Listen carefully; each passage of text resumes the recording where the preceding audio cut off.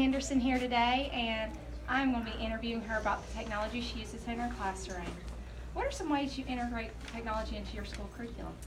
I do some supplemental activities like Stride Academy, which will meet the children where they are, challenge them or lower their level if it needs to. So that's for math, reading, and language. And we also do IXL Math, which has all of their first grade standards. And each time they master a standard, they will get a little ribbon beside it so they can keep up with what they haven't mastered yet. I also, of course, use my hover cam to project things on the board. We watch educational videos and snippets. Right. So those are just a couple ways. Yeah. And what's some of your favorite tips you would give to a new teacher?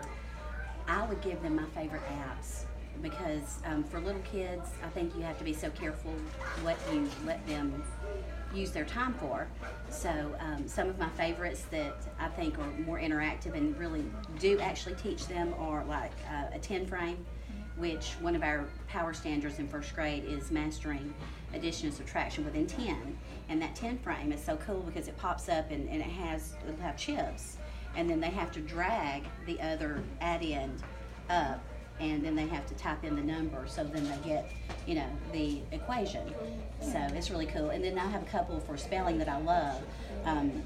They're called Spelling ABC, and they have the boxes for the sounds. They have a picture, it says the sound, and then they drag the sound, and as they're dragging the letter, it's actually making the sound as they drag it, and then they read the word back.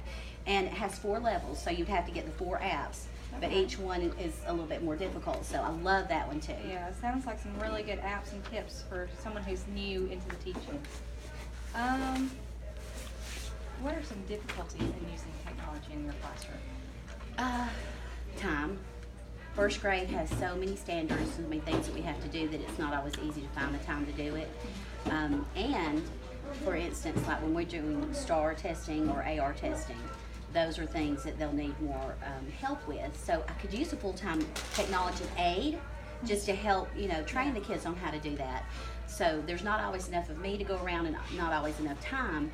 And I'm also very protective of the time that I have with them. Yes. And I would rather them interact with a human or with, I'm a human, but with me as well, rather than always with, technology. Well, thank you for You're interviewing welcome. with us. And Thank you so much for being at our school and doing a great job. I love it.